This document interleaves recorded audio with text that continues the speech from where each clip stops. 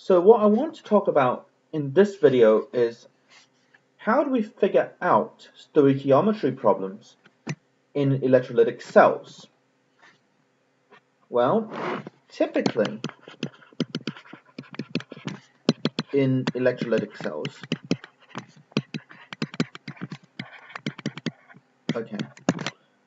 the main thing to recognize is that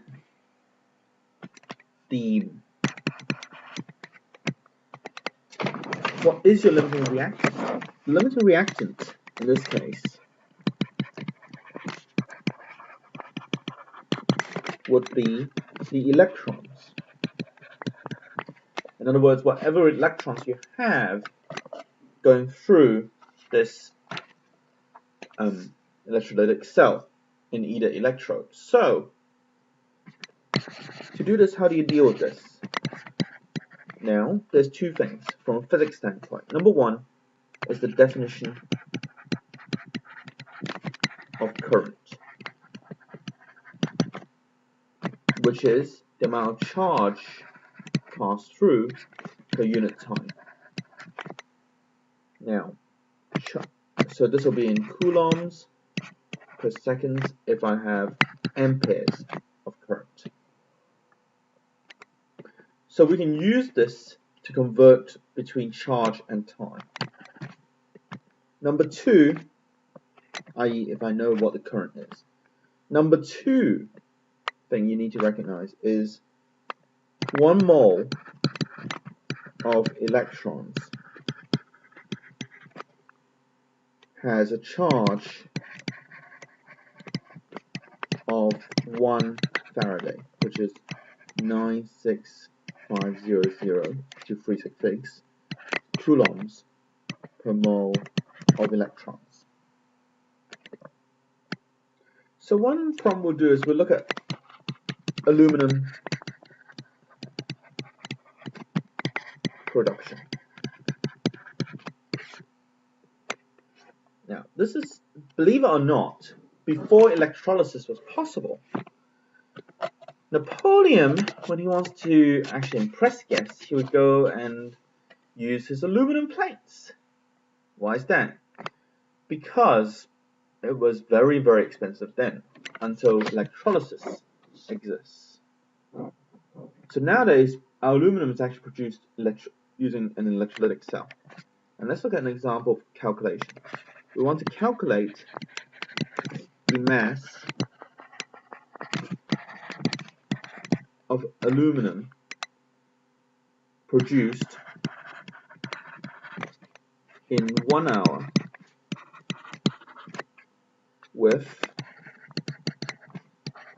a 10.0 amp power supply. And at the end of the day, one thing to remember is that this is all dimensionless. This is a stoichiometry problem.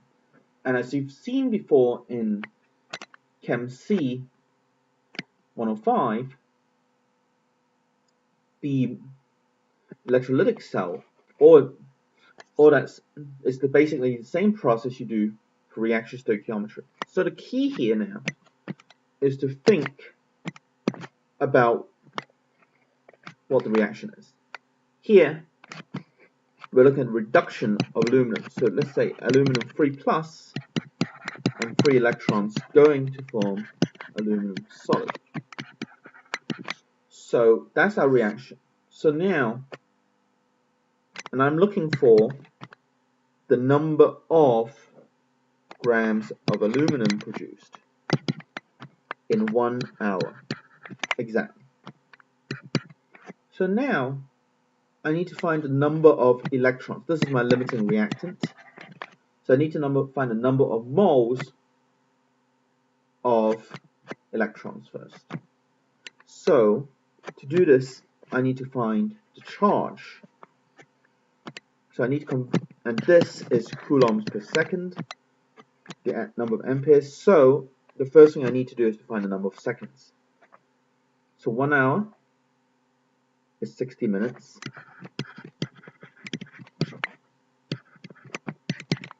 And there are 60 seconds per minute.